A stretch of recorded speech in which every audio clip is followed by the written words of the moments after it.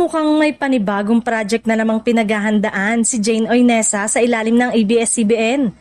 At agad itong napansin ng fans na matagal nang humahanga sa kanyang acting range. Bagamat wala pang detalyadong kumpirmasyon tungkol sa title o format ng proyekto, kumakalat na ang usap-usapan na isa itong seryosong role na swak sa kanyang image bilang mahusay na dramatic actress.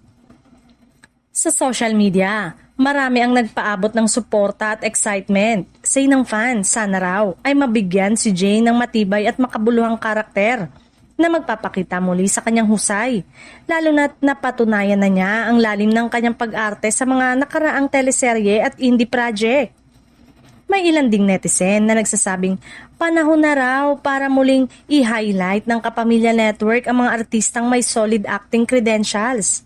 Para sa kanila, si Jane ay isa sa mga artistang low-key pero high impact. Kaya sayang kung hindi siya mabibigyan ng proyektong babagay sa kanyang talento. Habang hinihintay ang opisyal na anunsyo, patuloy ang espekulasyon kung eto ba ay teleserye, digital series o posibleng pelikula.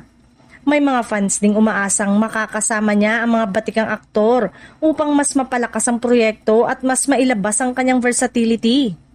Sa ngayon, wala pang kumpirmadong detalye mula sa kampo ng aktres o ABS-CBN.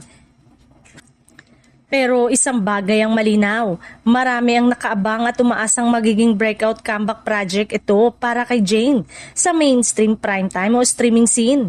Abangan na lang ang mga susunod na update dahil tiyak na mas lalong iinit ang usapan kapag tuluyan ang inilabas ang official announcement ng kanyang bagong proyekto. Samantala, ngayon pa lang ay may mga tagahanga ring nagbalik tanaw sa kanyang mga dating role at sinasabing panahon na raw para magkaroon si Jane ng lead role na talagang magpapasikat muli sa kanya sa mainstream TV. Para sa kanila, hindi na bago ang kanyang husay, kailangan na lang ng proyektong tamang-tama sa kanyang acting depth at maturity bilang aktres.